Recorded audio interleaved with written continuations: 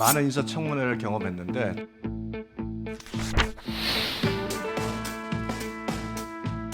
저랑 어릴 때 같은 경험을 공유한 후보자를 만나긴 처음입니다. 저도 왼손잡이고 어릴 때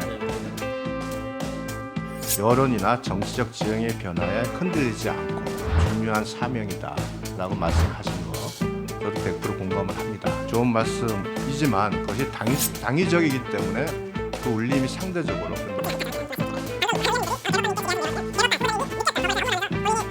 그 법원에 대한 시각이 이렇게 엄정하고 비판적이라는 여실히 느끼셨을 거라고 생각을 합니다. 어떠세요? 네.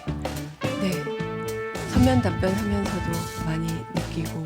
네, 그렇습니다. 네, 그랬습니다. 저도 과거에 검찰에 있을 때 제 스스로 늘 원칙과 정도를 지키면서 이걸 한번 보시죠. 네. 올 2월 2일 날 대법원 사법 영감을 가지고 나온 이런 것들이 결국은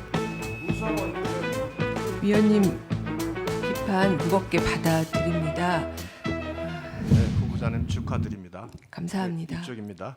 예.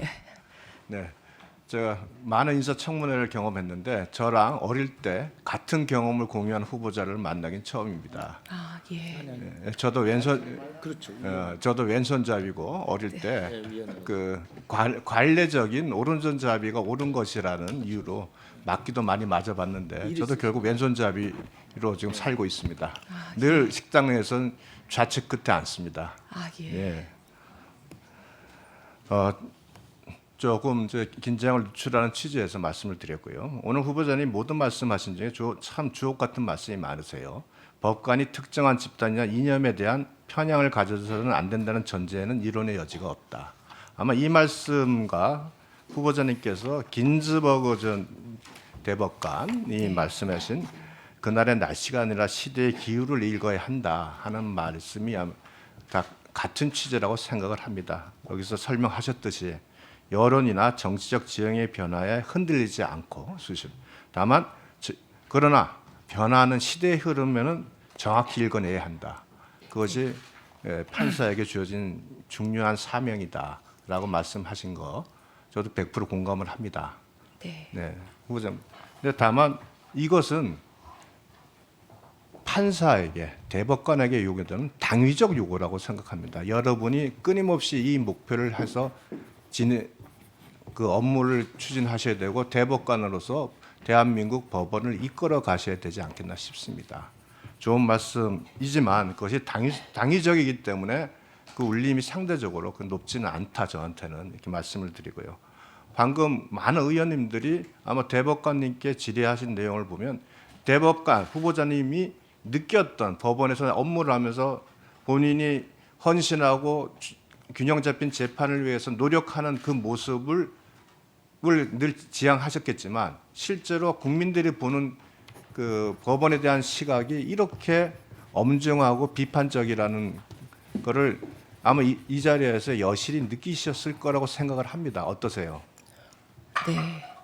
네. 서면 답변하면서도 많이 느끼고. 네, 그렇습니다. 네, 그랬습니다. 저도 과거에 검찰에 있을 때 제 스스로 늘 원칙과 정도를 지키면서 엄정하게 한다는 각오로 일을 해왔습니다만 끊임없이 국민적 비판이 있었거든요. 나와 보니까 그 이유가 보입니다. 잘 안 보실 거예요 지금은. 그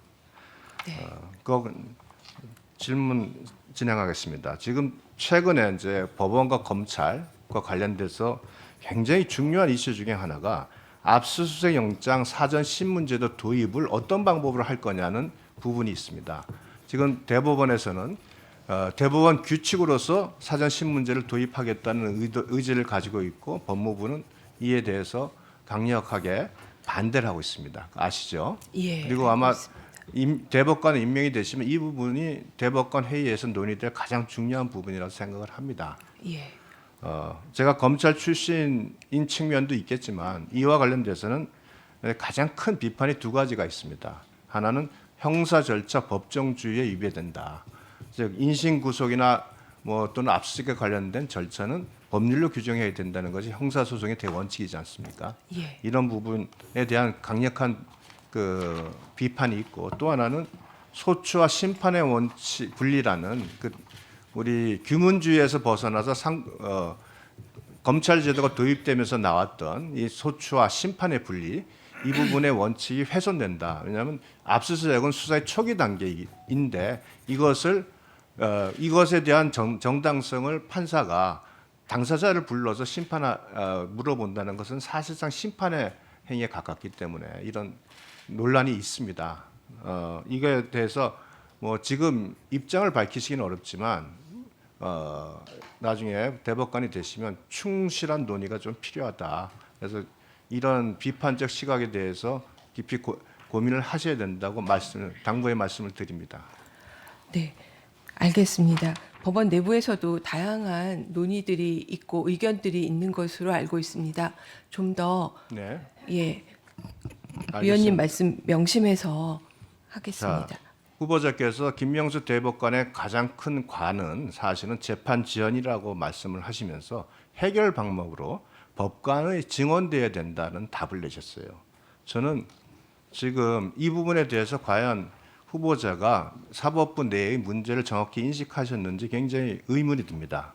잠깐 한번 보실까요? 이거 좀 PPT 좀 틀어보세요. 이걸 한번 보시죠. 예, 올 2월 2일 날 대법원 사법 영감을 가지고 나온 그 보도 자료인데요. 판사수는 2017년 말에 대비해서 2022년 말 5년 만에 약 한 100명 늘었습니다. 그런데 민사합의 사건 처리 건수가 102만 건에서 76만 건으로 감소를 했습니다. 합의 뭐 아까 여러 의원들이 말씀하실 때 1심 합의부, 1심 그 민사합의부, 형사합의부의 처리 기간이 극도로 늘어난 것도 보이고요. 그런 지금 굉장히 모순적이지 않습니까? 지금 후보자는 판사 수가 늘어야만 해결된다고 하는데 사건은 줄었습니다. 처리 건수는 기하급수적으로 줄었습니다. 그런데 처리 일수는 또 기하급수적으로 늘었어요. 이것이 과연 판사 수 부족으로 설명이 될까요? 저는 원인에 대한 지금 고민이 없었다고 봅니다. 김두월 교수라는 분이 작년 8월달에 넘겨보세요. 판사 1인당 업무 부담을 분석한 자료가 있습니다. 여기에 보면 2015년 대비 2022년에 14%가 감소한 걸로 나옵니다. 여러분이 여러 가지로 사건 처리에 뭐 복잡성이 늘었고 또 여러 가지 절차가 중간에 많이 생기면서 어려워졌다는 말씀도 있습니다만 통계적으로 보면 이거는 단순히 인원의 문제가 아닙니다.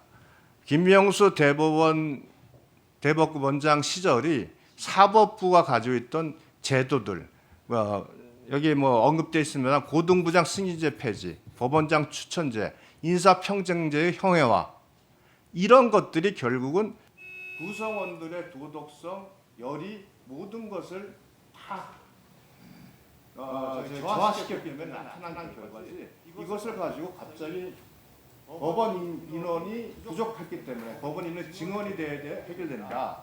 이렇게 보시는 시각에 대해서 굉장히 우려가 많습니다. 이 부분은 대법원장 재판 때도 제가 지난 2년간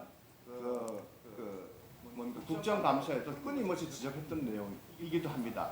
그런데 전혀 지금 법원이 지난 2년간 변화가 없어요. 이건 제도적 변화를 도모하셔야 된다 이 말씀을 드립니다. 네, 위원님 비판 무겁게 받아들입니다. 네, 그 이상 말씀드리지 않겠습니다. 네. 예.